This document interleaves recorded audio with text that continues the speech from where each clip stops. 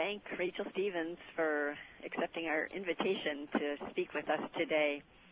She's the Stewardship Coordinator from the Great Bay National Estuarine Research Reserve in Greenland, New Hampshire, and does a lot of work with New Hampshire Fish and Game. So I'll let her describe more of what she does there. But some of us have seen a brief presentation by Rachel, and some have seen additional presentations, and thought that what she's working on there in New Hampshire would be really helpful for us here in the watershed, especially under this grant we're working on. We have been trying to figure out ways to prioritize our invasive plant work, and through our strategic planning committee headed by Karen Lombard, we've been doing a lot with early detection species listing, figuring out which ones are heading our way and which ones we still have a chance of really keeping totally in check, or at least a good chance of being in check, and trying to figure out how to develop an early detection rapid response protocol that's in sync with the states. So Rachel's work touches upon a lot of that kind of thing. So especially because New Hampshire is one of the states in our watershed, I think we have a lot to learn and a lot of collaboration that is feasible. So Rachel, I'll let you take it away. Thanks, Cynthia. And yeah, collaboration is definitely something that we're very interested in. So as you guys listen to this, if you see points that we could change or adapt to flex to work with you guys, then definitely please let me know of them. So as Cynthia said, I work for an organization called Great Bay National Estuarine Research Reserve. That's a partnership between NOAA and New Hampshire Fish and Game. And we've been working to develop a strategic approach to prioritizing invasive plant management projects that hopefully enhances the long-term success of on-the-ground efforts. And when I say we, I'm meaning New Hampshire Fish and Game and the Heritage Bureau, along with the reserve staff, and 120 or more community members and groups. Our goal was to have this model be developed with end-user input, which is why so many people have participated, but at each step in the process, send out the results for expert review. So we're hoping to get buy-in and also develop a real quality product. So we're working with upland and intertidal plants, but the underlying principles could be applied to any species suite. And our challenge is the majority of restoration projects take place at a relatively small scale, commonly in areas of single or few ownerships, such as this 400-acre parcel of conservation land I'm responsible for managing. So once an invasive species is established throughout an area, any restoration that we do on this property is always subject to reinfestation from areas surrounding it, so might not be successful in the long term, and long term kind of thing. So, as Cynthia was saying, we started to really focus in on this prioritization side of things. And when we started thinking about it, we realized that it's important to base our large-scale spatial prioritization not just on the traditional evaluation of ecological or natural resource value, which is the typical co-occurrence modeling that takes place, but also look at mechanisms of spread of invasive species to new areas. For example, gravel pits. If invasives are present in construction material, they'll be spread to new areas when new construction projects take place. Another one is power lines. They're often a source. I see autumn olive all over the place in power lines in this area, and then they spread into adjacent properties from there.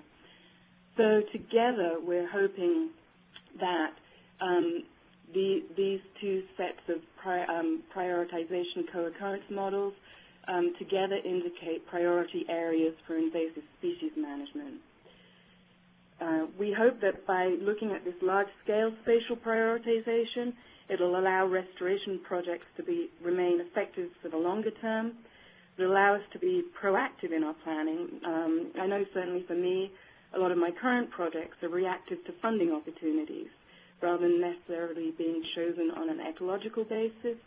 So if we're trying to get this more proactive approach, then we hope we can identify areas we want to prioritize for restoration and focus limiting funding and staff resources there. So have the area of restoration drive funding and staff time rather than the other way around. Then if we add multiple scale early detection lists to this landscape scale prioritization, we hope to enhance communication amongst organizations by developing shared messaging and hopefully so project goals over multiple land ownerships. Meaning if we all pick the same battle and work on the same thing, we're much more likely to be effective in a few cases, in some of these cases that we're focused in on. And we'd also hope to track early detection planning over a somewhat finer scale resolution, maybe even down to the town level, and so develop adaptation strategies to change, such as those associated with climate.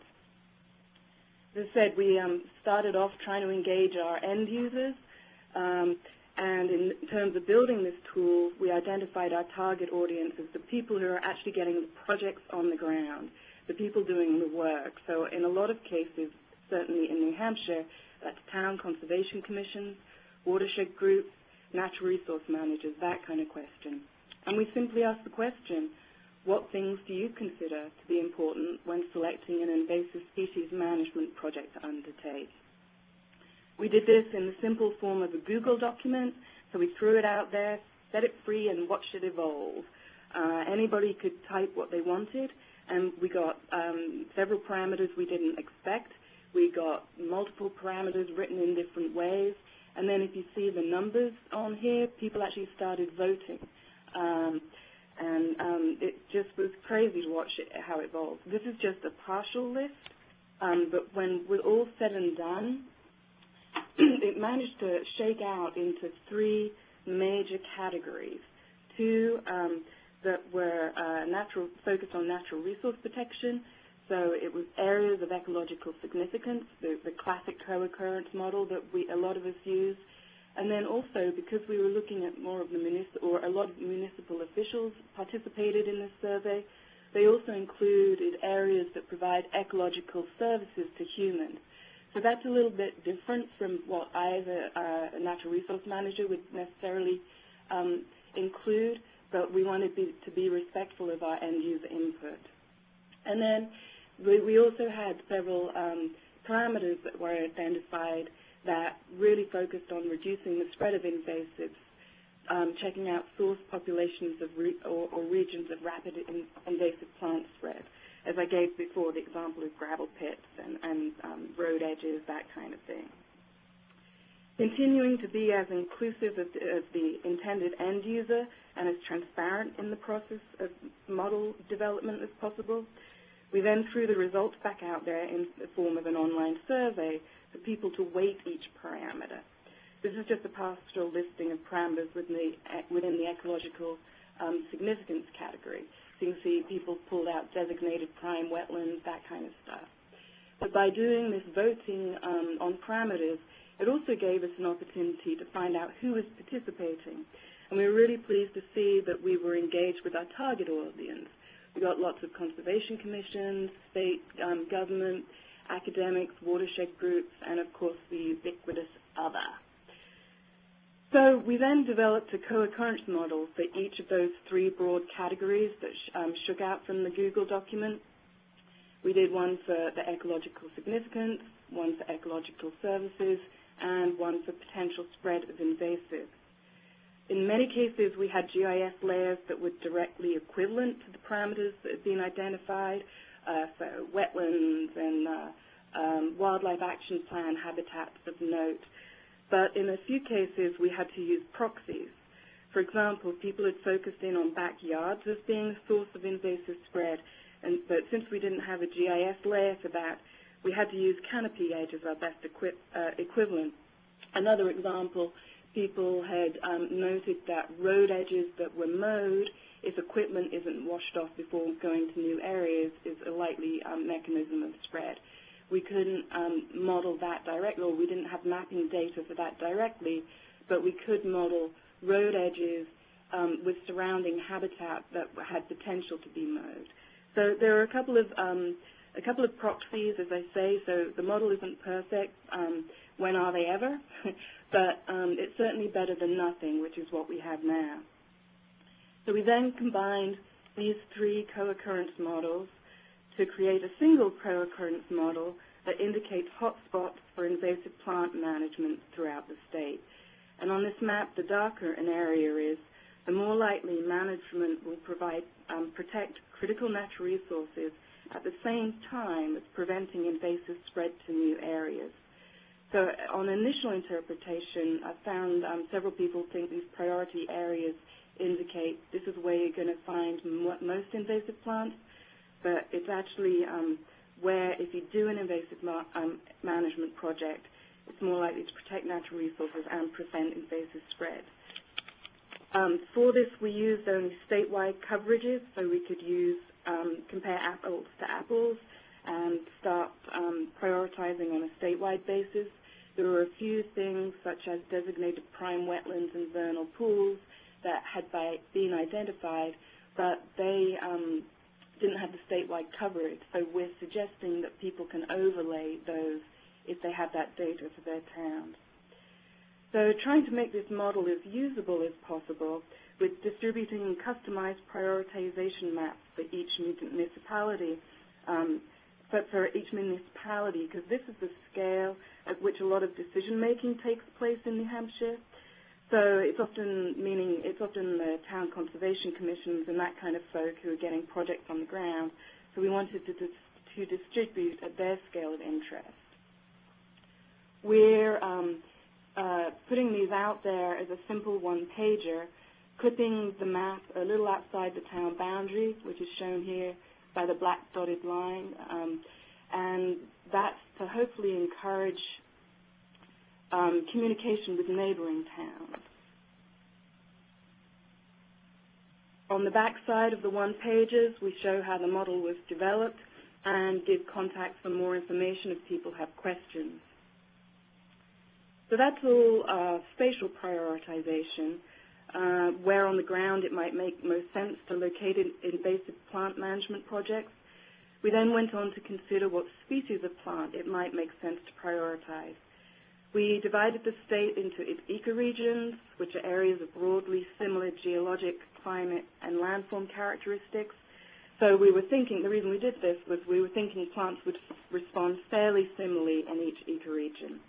And for each, we developed a draft early detection and watch list species, sent these out for expert review. So when I'm saying expert review, it wasn't to just general natural resource managers like myself, but it was to the real botanical gurus in each region to get their feedback and give us confidence in our lists. So as Cynthia said, communication and trying to develop shared messaging is very important to us. So after we developed these lists, we found out about the work that Ted Ellingham had been doing work for you. So we tweaked our early detection and watch lists a little bit in the Connecticut River point of view area to try and equate with yours. Then, in addition, we're lucky that NatureServe has been developing a characterization of non-native vascular plants that have established outside of cultivation. And part of this is coming up with an I rank, which is an indication of invasiveness, using a system of 20 questions based on a plant species' ecological impact, their current distribution and abundance, the trend in distribution and abundance, and management difficulty. And these are all based on nationwide distributions, and they're what we've used in our current modeling.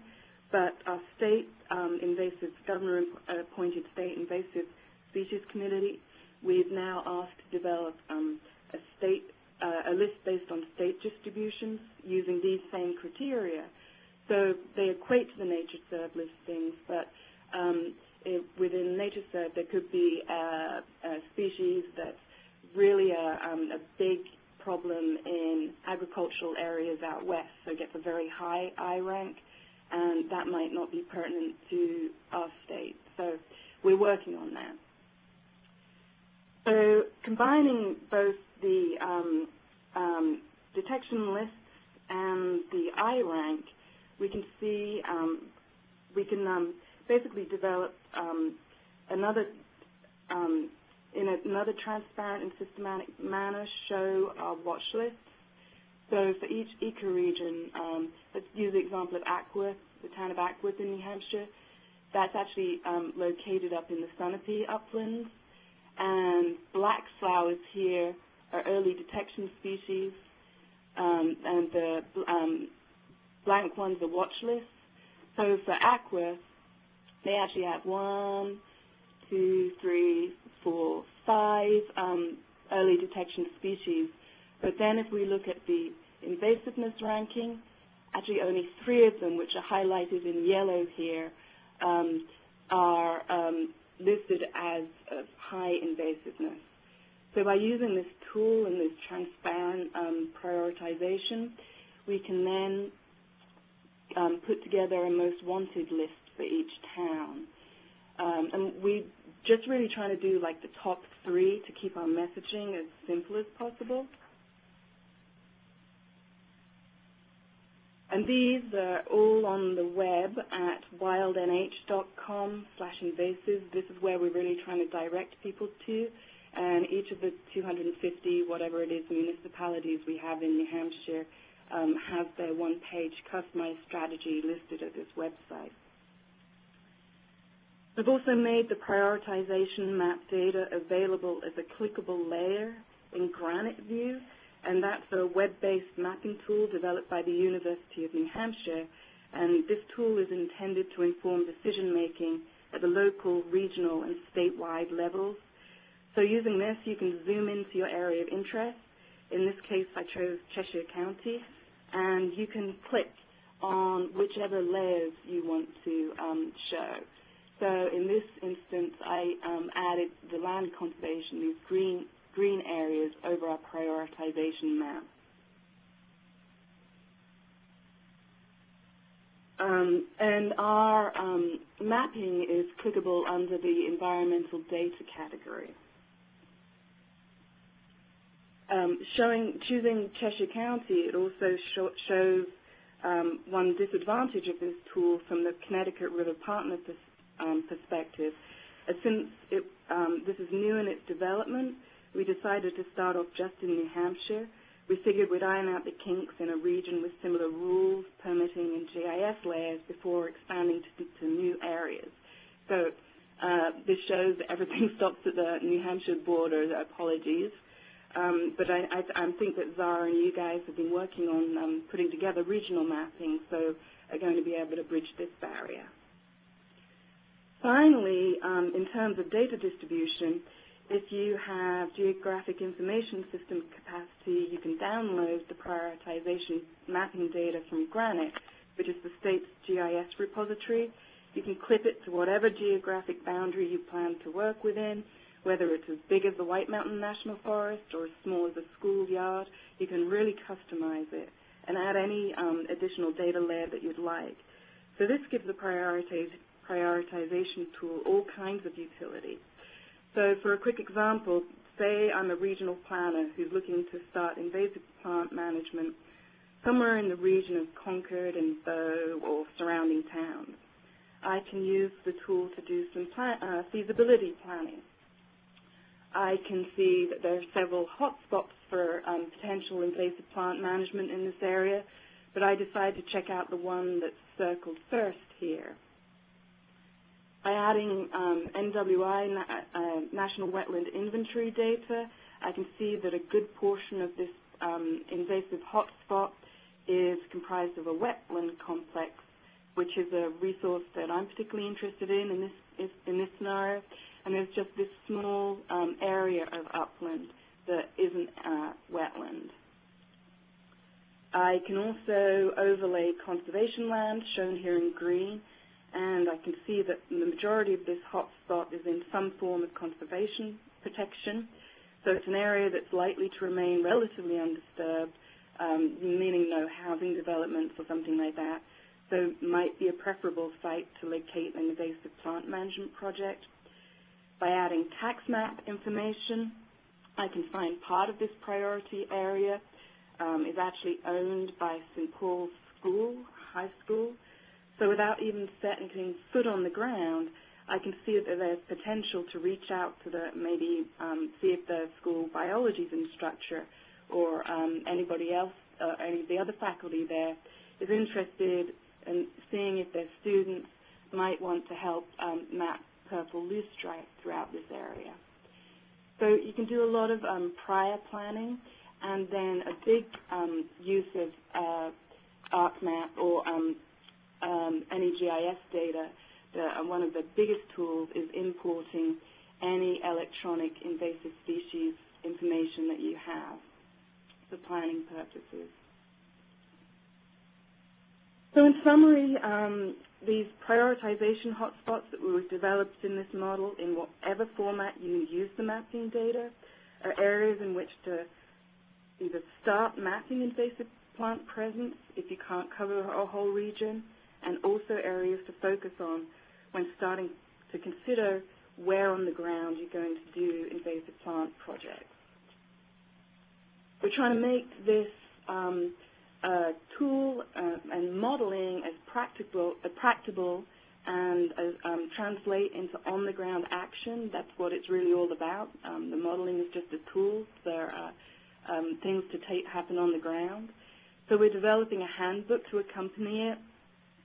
The handbook tries to outline the full process of planning and conducting invasive plant management projects, overviewing different ways to approach mapping, resources for plant species identification, describing tools such as weed wrenches that can help with on-the-ground control, the need for restoration after invasive plant projects have taken place, where to go to help, all of that kind of thing.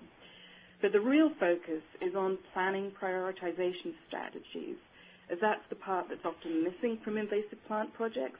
And without them, without employing prioritization strategies, we may be committing random acts of management, as we've affectionately come to term them. Prioritization strategies can be either spatial or based on plant species, ecology, and management difficulty. First, considering the spatial, a lot of them can take place at multiple scales or operate on multiple scales. Here we've just got an example of statewide, regional, or site-specific, but it really could be at any resolution that you choose. And I think most people agree that the most important of these scalable strategies is early detection and rapid response. For example, perennial pepperweed in New Hampshire anyway is a statewide early detection species. It's just present in 2 communities within the seacoast. But then there are several other species, such as autumn olives, that are prevalent in the south and central areas of the state that have not yet become established in northern areas, such as the upper Connecticut River watershed. Again, apologizing that I've missed it out the Vermont portion. And so that's an example of where early detection can happen on a regional scale. It can also be on a site-specific basis, even something as small as a garden bed. For example, there's knotweed throughout my neighbor's backyard and in some parts of mine, but I've actually been able to remove the small stand in my front garden bed, and so I'm going to make sure that that stays knotweed-free. So scalable early detection depending on the geographic boundary that you choose to work in. Other strategies that are scalable or that can operate at multiple scales include starting at the headwaters and working downstream. This can take place in a major watershed, such as the Connecticut River, a smaller watershed, such as the Lamprey River, or even one associated with a small order stream. Protecting priority habitats first, again, is scalable. It could take place, for example, in pitch pine or throughout floodplain forests in a region. Or you could perhaps select priority habitats within a single property, such as this example. where you might choose to remove invasives from next to a wetland labeled A here before removing stands in upland areas. It all just depends on what you choose to value as a priority habitat or resource. But again, it's another one that can be scalable. Starting with the smaller, more manageable areas of invasive also applies on multiple scales. In my own backyard, I've chosen to tackle stand A first before tackling the more extensive stand B. Throughout this handbook, wherever possible, we've illustrated strategies using real-world examples. So in this case, a few years back, the city of Portsmouth hired a consultant to document several features on conservation lands owned by the city. It was really simple mapping. The presence of invasives was marked just with a single GPS point, shown in purple on this map. And even with this quick mapping effort, you can start to make helpful prioritization decisions. You can see that ironically, purple doesn't show up that well, but if you look in on here, ironically, the focus concentration of invasives are actually in a hot spot for control, but this is actually over 200-acre parcel.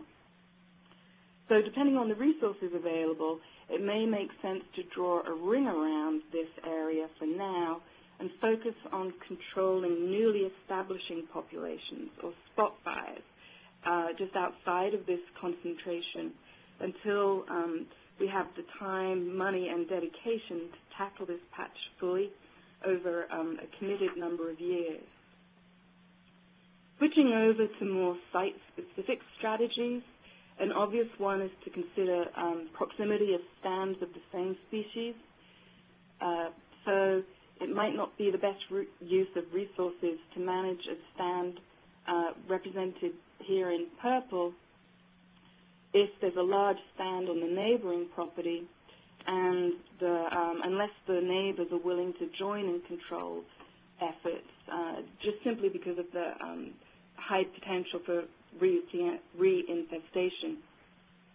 Another site-specific strategy is to manage in areas of known upcoming disturbance, such as before a timber harvest or construction operation takes place. And finally, in terms of spatial prioritization, choices could be made based on plant species distribution. So here, each of the rectangles has exactly the same number of dots representing invasive plants in them. But from our mapping, anyway, in our area, we've found that both the barberry species tend to be scattered as single or few plants throughout a forest. As they're spread, the seeds are dispersed, often when birds are perched in trees. And in contrast, just as an example, we found honeysuckles tend to be found in clumps in very few areas, often radiating out from old cellar holes. So particularly if you're working on a large parcel of land, it might make sense to start working on clump species to cut down on travel time and the associated costs. It really all just depends on the goal of your restoration project and the resources available. So spatial strategies can be complemented by considering plant species ecology and management difficulty, really in the same way as the evaluation of I-rank was determined. So, for example, we'd probably start management on a species with a fairly short seed bank duration and wait until we've established resources to be available over the long term before tackling a species whose seeds remain viable for years and years. Finally, in the handbook, we plan to include a couple of real-world case studies illustrating suggested planning scenarios at different levels of mapping intensity, really trying to illustrate the planning tool and process really from soup to nuts. And we have a case study that uses data from a 2-day windshield survey throughout a town compared to one that mapped 92% of a 3,000-acre watershed and got down to the species level. And so we can really look at different levels of prioritization and decision-making that can be made with different levels of mapping intensity. So that's the handbook. We're now shifting from tool development to the outreach stage, and that's going great. We're really pleased that Cooperative Extension county foresters in each region of the state have agreed to be a first point of contact for questions. So this gives us regional representation. And in the Seacoast region, we've established an invasive plant tool loan library of weed wrenches, mattocks, and planting bars to help with both the mechanical removal of invasives and planting natives in their place. And we ask people to sign up online so we can keep track of what projects are happening where. And I've also been told that the Upper Connecticut River folks have also established a tool loan library. And through talking with the county conservation districts, there are several of those that are interested in housing tool loan libraries as well. So it's great that we have the potential to establish and to provide regional access. So we're really in the beginning stages of developing this infrastructure to support the prioritization strategy, but it's something that is important to us because it's all about getting the projects on the ground. So just in summary, we hope that landscape-scale spatial prioritization in combination with site-specific spatial prioritization and consideration of plant species ecology, along with early detection and rapid response action at multiple scales, will hopefully slow the rate of range expansion of some species and together enhance the long-term restoration success of invasive plant management projects that take place. So with that kind of rapid fire through what we've been up to, if you have any questions or comments, very much welcome them. We're always looking for feedback to try and make this tool more usable. So as you've seen, we're pretty still in our infancy of getting this out there and developing it. So feedback is definitely welcome.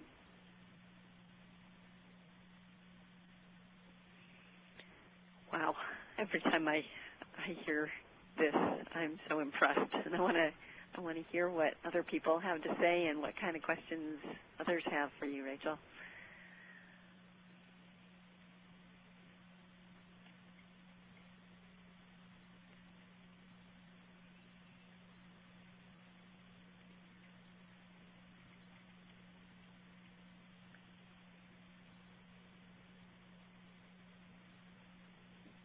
Do people think that this could be a good model to use for the Connecticut River watershed?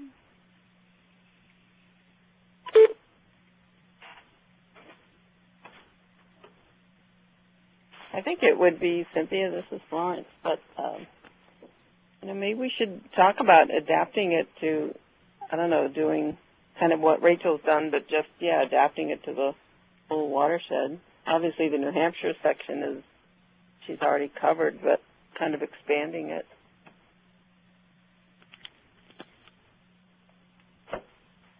What is it? I think I did hear that you've been trying to look at the different mapping layers among the states. Is that true, and what kind of success or challenges have you had from that? We do have a strategic planning committee that's been doing something similar, and we have not been putting in the data that, or the layers that show potential spread mechanisms, like the gravel pits and power lines, as you suggested, and that does make a lot of sense. So right now, it's more of the natural resource layers, including areas that are, what's the term I'm looking for, not as susceptible to climate change, the problems caused by climate change. So resiliency to climate change. We're including that. We've been waiting on an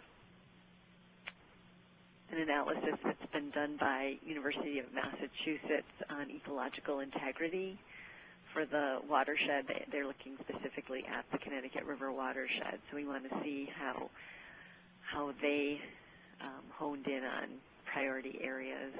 Yep. Well, hopefully we can keep this communication between what we're doing and what you're doing ongoing, because it sounds like we have, definitely a lot to learn from you. The integration of areas susceptible or less susceptible to climate change is a huge one. It's obviously a direction that a lot of us are heading, so I'm definitely very interested in learning more about that. Okay, that's good to know. It's the Nature Conservancy that has done that analysis, and I'm not quite sure what the scope has been. What? Yeah, I was going to ask, is that a Northeast-wide or Region 5-wide thing, or? Right, that's what I'm not quite sure. I think it is the whole region, Northeast region, but where the boundaries are, I do not know. Yeah. That would be a question for Karen. We've talked informally about updating this model every couple of years. Because obviously areas of conservation land and road conditions and that kind of stuff change. So we would definitely be looking to opportunities to integrate additional information on that kind of periodicity. So the climate change would be a great advance forward. So we're definitely interested in learning. Great. I'm curious as to how the state pulled this off. It looks like a major undertaking to do this kind of analysis, and all the associated outreach materials like the handbook and website. Yeah, where did the resources come from? This was very much a kitchen table organic project. There's no funding. There has been no funding associated with this. So all participation has been by goodwill and people choosing to spend their time on it. And I think the motivation was really because people could see that there was a strong need. I mean, our joking phrase of random acts of management, we were, all the people involved in developing this model had been engaged in on-the-ground invasive work. And over our time, we'd just reached a level of frustration because it wasn't necessarily making sense. So it started off with just a prioritization model. We formed a committee with natural heritage and non-game people to really steer the results from the end users. I put all of that out and managed that. We had interns then do some of the steps in the process, reaching out to every single community. We sent a direct invitation to every community within the watershed and invited them to participate in the survey. And we customized the invitation, trying to make some link between, or why it might be important to their town. So interns did that. And then we've got a great GIS person in-house in Fish and Game, and she did all the modeling. We couldn't have done it without Katie Callahan. Then we realized once we developed the customized strategies, so I put that template together, and we had an intern then do those, customize those for the 250, whatever it is, communities, and put them on the website. And then we're like, it really needs some interpretation, which is why we've now put together the handbook. And then, as you're aware, and thank you for participating in this, we're now developing a statewide communication strategy, and the handbook and the website is part of that. And I'm actually getting some feedback that they're thinking the handbook might be useful in web format as well. So we haven't really gone public with this yet. We're kind of getting the tools in place, but there's a lot of interest. And so basically that is a very long, convoluted answer to your question, saying, and so in summary, it's unfunded, it's being done by people's goodwill and participation. it's pretty amazing, but I can totally understand where people were at, just getting frustrated by the random acts of management. I think a lot of us are approaching that stage or already in that stage of just seeing that we can't keep going like this and really need to prioritize or it's all for naught. Yeah, I mean, I've kind of watched a lot of people go through this evolution and with, of hitting the frustration and then realizing we've really got to focus on early detection, which is, I know, what you're doing as well. And so this is really just an offshoot of that. So let me get this straight. You started out in the smaller watershed, coastal watershed area. That's where you got all the feedback. Yes. So those people were very connected and into it from the beginning. And it sounds like you're then extrapolating that same model to the rest of the state. Yeah, I missed that step out for the sake of brevity, but we did. We started in the Great Bay and coastal portion of the state, which is covers about 10% of the geographic area of the state, and that's where we got the feedback. And then when we went to do the modeling, we're like, it makes sense to do it for the whole state because the parameters weren't coastal biased.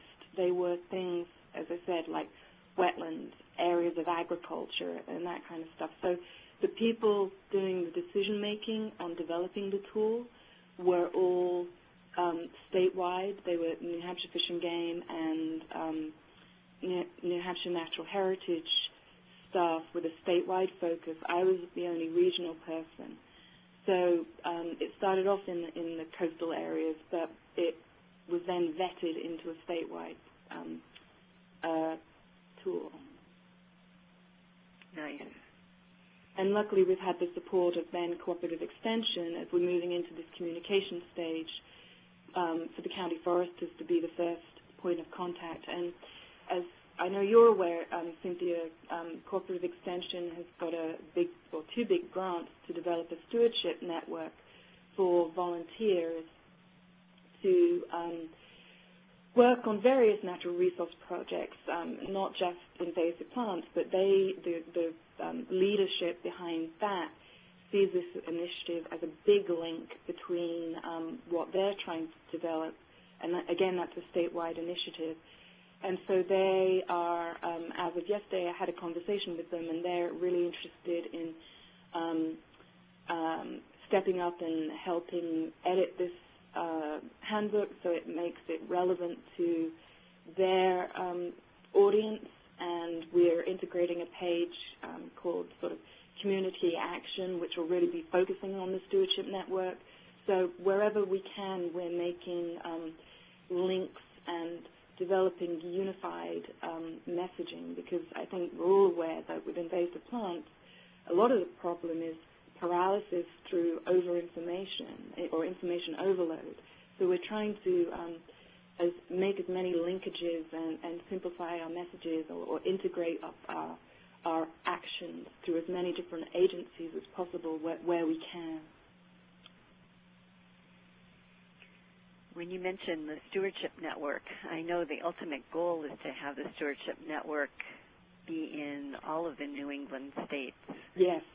So that's another opportunity for those of us in other states of the Connecticut River watershed that we can have a collaboration with them. And just so everyone is aware, one of our next webinars is going to be by Malin Clyde from UNH Extension, who is the one who is the mastermind behind bringing the stewardship network to New Hampshire. So we'll get to hear more about what her thoughts are and what they're planning on doing there in New Hampshire, and hopefully spreading out to the rest of New England. Thanks so much for making that point. Yeah, it is meant to be over a much bigger area in New Hampshire. And Marlon, that's great that she's going to speak. She's an awesome individual. And then she's also working with a lady called Ellen Snyder, who is going to be really pivotal in the stewardship network. And she's great. She's ex-Cooperative Extension. She's done management planning for National Wildlife Refuge System, and she's a really great person. So those two in combination, I have high hopes for what the Stewardship Network's going to do. And so they, they see value in what we're doing and linking with that. So I'm interested to see where things will evolve over time. Lots of opportunities. And for those of you who might not know the date of our next webinar, when Malin will be speaking, it's October 22nd, same time as usual, the fourth Tuesday, which is different than I told the Upper Connecticut group the other day. So be aware of that, Mark and any others who might have joined us since. In fact, you might be interested at this point to know that on October 8th, we'll be having a webinar on strike teams that are conducted by U.S. Fish and Wildlife Service in other regions of the country, hoping that we might learn how they do it, how they get control work done on priority projects using strike teams under Fish and Wildlife. What other questions do folks have for Rachel? We do have a few more minutes left before we switch over to our other call-in number for our Leadership Initiative meeting. This is Tessa. I was just wondering if on the website there was a template for the letter that you sent out to communities, or I know you said you modified it to be more direct to relate to certain concerns, but is there a... There isn't a template on the website, but if you're interested, I could certainly send you that, what we use to develop them. That survey also looked very interesting and might be something that others could adapt for their own purposes. Is that something that could be? That's something that I'd really appreciate feedback on. I originally thought of doing a user's handbook, which is what I profiled today, and then potentially putting together what in my mind I was calling a cookbook, which would really profile how we developed this tool, and that would be for if people wanted to develop it in other areas. And it's kind of the cookbook that I'm hearing both of those questions or both of those comments refer to, because it's a balance between keeping, the website right now is really focused towards end users, the conservation commissions, and you're talking more of the development side of things. So right. I'm not sure, basically we haven't got to that stage yet. We've certainly got the background information that we could send out to anybody that's interested, but if you could, have any feedback on the appropriate way or venue of sharing, or even if it's worth it, but sharing how we develop the tool, that's something that we haven't really formalized right now. So yeah, I definitely think we'd be interested. I think it would be worthwhile to have a handbook regarding, beginning one of these sort of giant projects. Okay. I think it's something that we need to think about is, at what step do we want to start? Do we need to start, where you started with asking going out to the people who are on the ground, or if we can feel confident enough in what you guys found to... Right, or making uses of other studies or regional planning, such as what you've mentioned with TNC and the Massachusetts climate change stuff. We were really trying to make this roll up your sleeves sort of end user engagement side of things, but there's a lot of modeling that's gone out there. With us, we integrated even though the end users didn't bring it up so much, we actually integrated the Wildlife Action Plan prioritization areas for the state, because that's what we thought from the expert review at stage. And so, there are lots of different ways of developing it, as you say. Okay, well, I just wanted to say thank you very much for this opportunity. I really appreciate the chance to chat with you, and I really look forward to continuing an ongoing dialogue. I know we're just one small state of your interests, but for the communities that we overlap in, keeping that shared messaging as much as possible is really important from my perspective. So we thank you very much. Thank you. That was, very interesting. Have a good rest of the meeting. Bye. Thanks so much, Rachel. Bye. Okay, everybody, it's a couple